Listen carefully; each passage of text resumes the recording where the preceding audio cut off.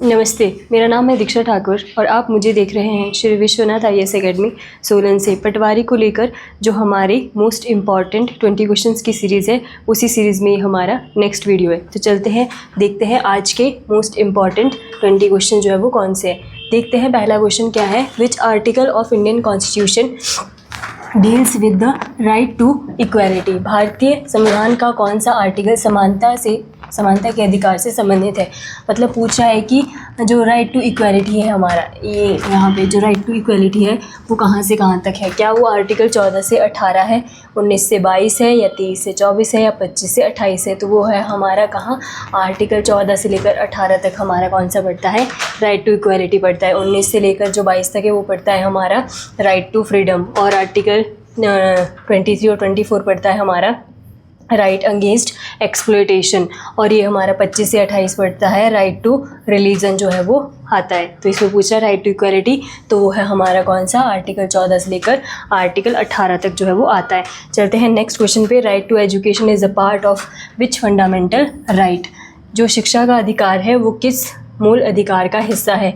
क्या वो right to equality में आता है, या राइट टू फ्रीडम में आता है, राइट अगेंस्ट एक्सप्लॉयटेशन आता है, या कल्चरल एंड एजुकेशनल राइट के अंदर जो है वो आता है। तो जो हमारा पूछ रहा है कि राइट टू एजुकेशन जो है वो किसके अंदर आता है, तो राइट टू एजुकेशन हमारा आता है आर्टिकल 21A में। तो आर्टिकल 21A जो है वो किस में आता है, हमारा राइट टू फ्रीडम यानी कि स्वतंत्रता का अधिकार, इसके अंतर्गत ये हमारा आता है आर्टिकल 21A, और इसी में ही आता है हमारा राइट टू एजुकेशन। तो हमारा ऑप्शन बी कैसा हो जाएगा, इसका करेक्ट आंसर जो है वो हो जाएगा। चलते हैं नेक्स्ट क्वेश्चन पे।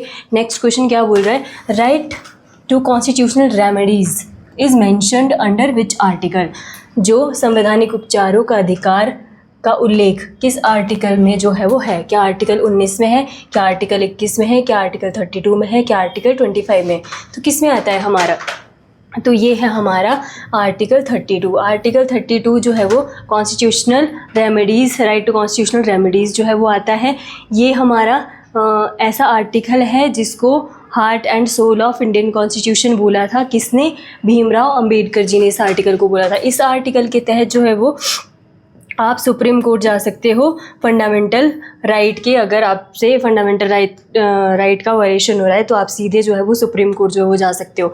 और जो है वो हाई कोर्ट भी जा सकते हो आप, कौन से आर्टिकल से, 226 के तहत जो है वो फंडामेंटल राइट्स के लिए एक्सप्लॉयटेशन के केस में आप जो है वो हाई कोर्ट भी जा सकते हो। लेकिन पूछ रहा है तो इसका सही आंसर हमारा ऑप्शन सी जो है वो हो जाएगा। चलते हैं नेक्स्ट क्वेश्चन में। विच article of the Indian constitution mentions fundamental duties. भारतीय संविधान का कौन सा आर्टिकल जो है वो फंडामेंटल ड्यूटीज़ यानी कि मौलिक या मूल कर्तव्यों का उल्लेख करता है।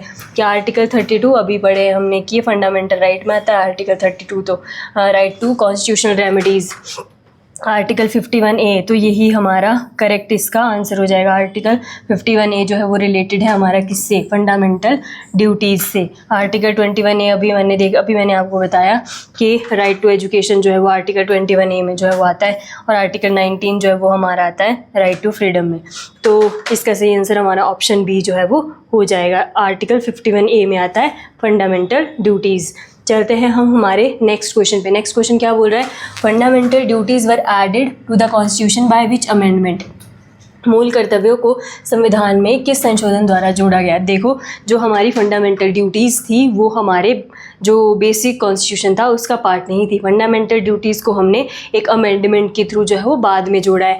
इसका आर्टिकल अभी हमने प्रीवियस क्वेश्चन में देखा कि आर्टिकल 51A में जो है वो फंडामेंटल ड्यूटीज़ जो है वो हमारी दी गई है। तो ये बोल रहा है कि अमेंडमेंट बताओ कि कौन से अमेंडमेंट से जोड़ा है, तो वो हमने 42 कॉन्स्टिट्यूशनल अमेंडमेंट एक्ट, ये कौन से ईयर में हुआ था, 1976 में हुआ था, जिसके तहत हमने क्या फंडामेंटल ड्यूटीज़ को जोड़ा था। और जो ये हमारा 42 अमेंडमेंट है 1976 में हुआ था, इसको ही जो है वो मिनी कॉन्स्टिट्यूशन भी बोलते हैं। इसके तहत ही प्रियम्बल में पहली बार जो है वो अमेंडमेंट हुआ था, और अब तक प्रियम्बल में सिर्फ एक ही बार अमेंडमेंट हुआ है। और जो अमेंडमेंट 42 के तहत ही जो वो हुआ है, 44th के तहत हमने क्या किया था, राइट टू जो प्रॉपर्टी है उसको ख़त्म जो है वो हमने किया था। सही आंसर इसका ऑप्शन ए जो है वो हो जाएगा। Fundamental duties are applicable to which citizen, जो मूल कर्तव्य है किन नागरिकों पर लागू होते हैं, मतलब जो फंडामेंटल ड्यूटीज़ है हमारी वो किसके लिए है, क्या वो हमारी ओनली ट्रू गवर्नमेंट एम्प्लॉय के लिए है, या फिर ऑल सिटीज़न ऑफ इंडिया के लिए है, ओनली टू एडल्ट है, या ओनली टू वोटर्स है। तो वो हमारा किसके लिए है, भारत के सभी नागरिकों के लिए, ऑल सिटीज़न ऑफ इंडिया के लिए जो वो है। तो फंडामेंटल ड्यूटीज़ हमारी किसके लिए है, बी, ऑप्शन बी जो है वो इसका करेक्ट जो है वो आंसर जो है वो हो जाएगा। चलते हैं हम हमारे नेक्स्ट क्वेश्चन पे। नेक्स्ट क्वेश्चन क्या है, the 11th fundamental duties was added by which amendment, 11वां मूल कर्तव्य किस संशोधन द्वारा जोड़ा गया था। 42nd अमेंडमेंट से जोड़ा गया था, 44th से, 86 से, या जो ये 52 से जो है वो जोड़ा गया। देखो जब मैंने आपको बताया कि फंडामेंटल ड्यूटीज़ हमारी आर्टिकल 51A में जो है वो दी गई है, जब जो है वो ये शुरू में जोड़ी गई थी 42nd कॉन्स्टिट्यूशन अमेंडमेंट एक्ट 1976 के तहत जो है वो जोड़ी गई थी। उस टाइम पे हमारी 10 फंडामेंटल ड्यूटीज़ थी। ये बोल रहा है कि प्रेजेंट में हमारी 11 फंडामेंटल ड्यूटीज़ है। तो 11th वाली कौन से अमेंडमेंट से जोड़ी गई थी, तो वो जोड़ी गई थी हमारी 86 अमेंडमेंट से जो है वो जोड़ी गई थी। ऑप्शन सी इसका हमारा कैसा करेक्ट आंसर जो है वो हो जाएगा। चलते हैं हम हमारे नेक्स्ट क्वेश्चन पे। नेक्स्ट क्वेश्चन जो है वो क्या कह रहा है, consider the following statement about Wular lake, Wular झील के बारे में निम्नलिखित कथनों पर विचार कीजिए। वुलर लेक के बारे में पूछ रहा है। It is the largest fresh water lake in India, यह भारत में सबसे बड़ी मीठे पानी की झील है। तो सही बात है, ये जो है वो इंडिया में जो हमारा फ्रेश वाटर है उसकी सबसे बड़ी लेक हमारी वुलर ही आती है। It is located in Jammu and Kashmir, यह जम्मू और कश्मीर में स्थित है। तो ये भी हमारा कैसा सही स्टेटमेंट है, ये JNK में ही पड़ती है। तो हमारे दोनों स्टेटमेंट करेक्ट है, तो बोथ 1 और 2 जो है वो इसका सही आंसर हमारा हो जाएगा। चलते हैं हम हमारे नेक्स्ट क्वेश्चन पे। नेक्स्ट क्वेश्चन जो है वो क्या कह रहा है, consider the following statement about Chilka lake. Chilka lake के बारे में निम्नलिखित कथनों पर विचार कीजिए। It is a salt water lake, यह एक खारे पानी की झील है। तो सही बात है, चिल्का झील जो है वो हमारी खारे पानी की ही झील है।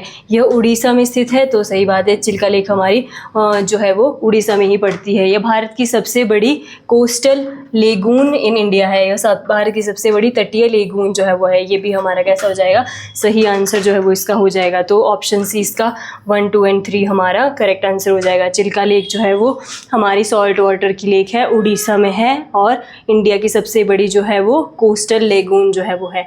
तो तीनों ही हमारे कैसे हैं, करेक्ट जो है वो इसमें है। चलते हैं नेक्स्ट क्वेश्चन पे। सांबर लेक के बारे में स्टेटमेंट दी गई है। सांबर लेक के बारे में, it is a fresh water lake, क्या एक मीठे पानी की झील है, नहीं, ये जो है वो हमारी वो है सॉल्टेड लेक है, फ्रेश वाटर नहीं है। पहला स्टेटमेंट जो है वो हमारा इनकरेक्ट है। It is the largest inland salt lake in India, तो सही बात है, सॉल्ट लेक ही है और लार्जेस्ट इनलैंड है, सही बात है। ये राजस्थान में स्थित है, तो ये राजस्थान में ही पड़ती है। 2 और 3 हमारे इसके ऑप्शन बी, 2 और 3 इसके ऑप्शन मतलब स्टेटमेंट 2 और 3 जो है वो करेक्ट है। ऑप्शन 1 नहीं है, मीठे पानी की नहीं है, ये सॉल्टेड लेक है, खारे पानी की है। चलते हैं नेक्स्ट क्वेश्चन पे। नेक्स्ट क्वेश्चन क्या बोल रहा है, कंचनजंगा के बारे में निम्नलिखित कथनों पर विचार करें। कंचनजंगा हमारी पीक है, उसके बारे में जो है वो पूछ रहा है। It is the highest peak in India, तो ये स्टेटमेंट हमारा करेक्ट ही, इसके हिसाब से करेक्ट ही है, लेकिन इसको बोलना चाहिए था कि इंडिया में सिचुएटेड जो है वो सबसे ऊंची जो पीक है वो कौन सी है, हमारी कंचनजंगा है। पहला स्टेटमेंट हमारा करेक्ट ही है इसके हिसाब से। It is located in Sikkim, तो ये सिक्किम में है, सही बात है, ये सिक्किम में ही है। ये विश्व की तीसरी सबसे ऊंची चोटी है, तो ये भी हमारा सही है, ये विश्व की तीसरी सबसे ऊंची चोटी है। माउंट एवरेस्ट, K2 और कंचनजंगा, सबसे ऊंची माउंट एवरेस्ट, फिर हमारी K2, फिर कंचनजंगा, तो ये तीसरी तो है। तो ऑल ऑफ द अबव जो है वो हमारे कैसे हो जाएंगे, स्टेटमेंट जो है वो करेक्ट हो जाएंगे। भारत की सबसे ऊंची चोटी है, भारत की सबसे ऊंची चोटी वैसे तो K2 ही है, लेकिन K2 जो है वो पाकिस्तान ऑक्यूपाइड कश्मीर में पड़ती है, इसलिए भारत में सिचुएटेड सबसे ऊंची जो चोटी है वो हमारी कौन सी है, कंचनजंगा ही है। इसके हिसाब से इस क्वेश्चन का जो सही आंसर हो जाएगा वो ऑल ऑफ द अबव जो है वो इसके करेक्ट जो है वो स्टेटमेंट, सारे स्टेटमेंट सही हैं, तो ऑप्शन डी इसका जो है वो सही हो जाएगा। चलते हैं नेक्स्ट क्वेश्चन पे। नेक्स्ट क्वेश्चन क्या बोल रहा है, consider the following statement about त्रिशूल पीक। त्रिशूल चोटी के बारे में आपसे स्टेटमेंट दिए गए हैं। It is located in Uttarakhand, तो सही बात है, जो त्रिशूल पीक हमारी पड़ती है वो उत्तराखंड में ही है। It is named after the Trident of Lord Shiva. इसका नाम भगवान शिव के त्रिशूल पर रखा गया है। तो ये सही बात है, त्रिशूल पीक उत्तराखंड में है और भगवान शिव का जो त्रिशूल है उसी के नाम पर उन्हीं के नाम पर इस पीक का नाम जो है वो त्रिशूल पीक जो है वो रखा गया है। दोनों स्टेटमेंट जो है वो हमारी सही है, करेक्ट पूछ रहा है। बोथ 1 और 2 जो है वो हमारा कैसा हो जाएगा, करेक्ट स्टेटमेंट जो है वो हो जाएगा। चलते हैं नेक्स्ट क्वेश्चन पे।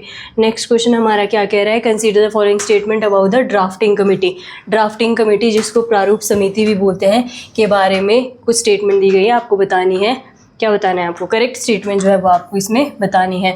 पहला स्टेटमेंट है इट वाज फॉर्म्ड इन 29 अगस्त 1947। सही बात है, ड्राफ्टिंग कमेटी जो बनी थी वो हमारी 29 अगस्त 1947 को ही जो है वो बनी थी। Doctor B R. Ambedkar was its chairman. Doctor Bhimrao Ambedkar इसके चेयरमैन थे। तो ये भी हमारा कैसा है, सही स्टेटमेंट है।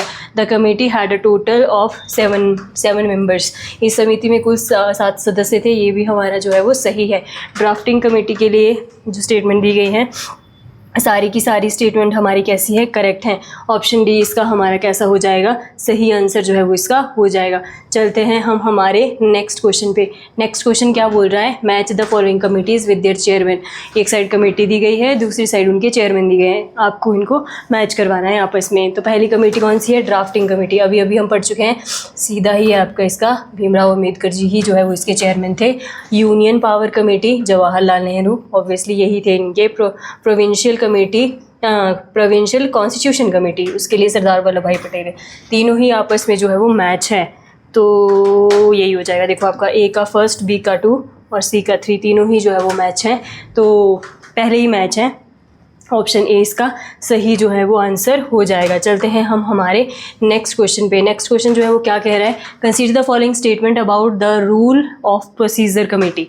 प्रक्रियाओं के नियम समिति के बारे में आपको स्टेटमेंट दिए गए हैं। It was headed by doctor Rajendra Prasad. इसकी अध्यक्षता डॉक्टर राजेंद्र प्रसाद ने की थी। तो ये सही बात है, जो हमारी प्रोसीजर कमेटी थी, रूल ऑफ प्रोसीजर कमेटी, उसके हेड हमारे राजेंद्र प्रसाद जी ही थे। It recommended how the constitution assembly should conduct it's business. इसने संविधान सभा की कार्यप्रणाली को लेकर सुझाव दिए थे। तो हाँ, यही काम किया था इन्होंने। तो दोनों ही स्टेटमेंट जो है हमारी सही हो जाएंगी। बोथ 1 और 2 जो है वो हमारा इसका करेक्ट जो है वो आंसर इसका हो जाएगा। चलते हैं हम हमारे नेक्स्ट क्वेश्चन पे। नेक्स्ट क्वेश्चन जो है वो क्या कह रहा है, directive principle of state policy, जिसको बोलते हैं क्या, DPSP. DPSP are taken from which constitution. कौन से देश के संविधान से हमने डीपीएसपी जो है वो लिए हैं। क्या वो हमने अमेरिका से लिए हैं, क्या कनाडा से लिए हैं, क्या आयरलैंड से लिए हैं, या ऑस्ट्रेलिया से लिए हैं। तो वो हमने कहाँ से लिए हैं, आयरलैंड के कॉन्स्टिट्यूशन से हमने डीपीएसपी जो है वो लिए हैं। डीपीएसपी हमारे आर्टिकल 36 से लेकर 51 तक जो है वो गिवन है। ये जो हमने कौन से देश से लिए हैं, आयरलैंड से जो है वो लिए हैं। सही ऑप्शन हमारा सी जो है उसका हो जाएगा। चलते हैं नेक्स्ट क्वेश्चन पे। नेक्स्ट क्वेश्चन क्या बोल रहा है, विच of the following features of Indian constitution is borrowed from the Canadian constitution. निम्नलिखित में से कौन सी विशेषता कनाडाई संविधान से जो है वो ली गई है। Federal structure with the strong centre, मजबूत केंद्र के साथ संघीय ढांचा, residuary powers with the centre, अवशिष्ट शक्तियाँ केंद्र के पास, और बाइकैमरल यानी कि द्विसदनीयता। तो आपको बताना है कि कौन सी हमने कनाडाई कॉन्स्टिट्यूशन से ली गई है। पहला तो सही है, federal structure with the strong centre, ये तो हमने कनाडा से लिया है। Residuary power with the centre, ये भी वहीं से लिया है। लेकिन बायकैमरल लेजिस्लेशन हमने यहाँ से नहीं लिया है, ये लिया है हमने यूके के कॉन्स्टिट्यूशन से। तो 1 और 2 जो है वो इसका सही है। जो हमारा थर्ड स्टेटमेंट है वो गलत है। द्विसदनीय यानी कि बायकैमरल लेजिस्लेशन हमने लिया है ब्रिटेन से, ना कि लिया है हमने कनाडा के कॉन्स्टिट्यूशन से। तो थर्ड रॉन्ग हो गया और सही पूछा है तो फर्स्ट एंड सेकंड हमारा इसका करेक्ट आंसर जो है वो हो जाएगा। चलते हैं नेक्स्ट क्वेश्चन पे। नेक्स्ट क्वेश्चन जो है वो क्या कह रहा है, which features has been borrowed from the French constitution. कौन सी विशेषता फ्रांसीसी संविधान से ली गई है। जुडिशियल रिव्यू, जुडिशियल रिव्यू कहाँ से आता है, आर्टिकल 13 में गिवन है। लिबर्टी, इक्वालिटी और फर्टिनिटी, स्वतंत्रता, समानता और बंधुत्व। तो सही बात है, यही हमने कहाँ से लिया है, फ्रांस की कॉन्स्टिट्यूशन से लिया है। रिटर्न कॉन्स्टिट्यूशन हमने कहाँ से लिया है, यूएसए से जो है वो लिया है। तो 20 का सही आंसर हो जाएगा। फ्रांस के कॉन्स्टिट्यूशन से हमने लिबर्टी, इक्वालिटी और फर्टिनिटी जो है वो लिए। चलते हैं नेक्स्ट क्वेश्चन पे। Which of the following provisions is borrowed from the Australian constitution, निम्नलिखित में से कौन सा प्रावधान ऑस्ट्रेलियाई संविधान से लिया गया है? समवर्ती सूची, यस, जो हमारी कंकरेंट लिस्ट है वही हमने कहाँ से लिया है? ऑस्ट्रेलिया से लिया है। मौलिक कर्तव्य दिखते हैं, फंडामेंटल ड्यूटीज़ हमने जो है वो कहाँ से लिया है? रूस से, रशिया से। एकल नागरिकता सिंगल सिटीजनशिप जो है वो यूके यानी कि ब्रिटेन से जो है वो लिया है। तो इसके हिसाब से जो समवर्ती सूची है वो हमने ऑस्ट्रेलिया के कॉन्स्टिट्यूशन से ली गई है। ऑप्शन ए इसका हमारा कैसा हो जाएगा? करेक्ट जो है वो आंसर हो जाएगा। चलते हैं नेक्स्ट क्वेश्चन पे।